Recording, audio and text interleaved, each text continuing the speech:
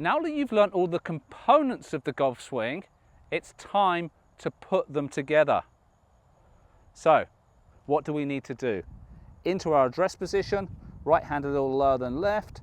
From here, appreciate the feel of impact.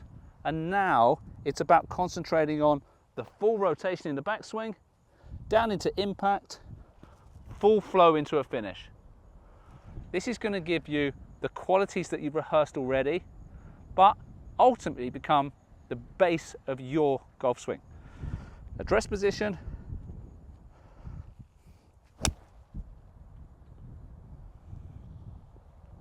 putting it all together, keeping the compression, keeping lovely form, and ultimately putting it all together is the last phase of your learning process.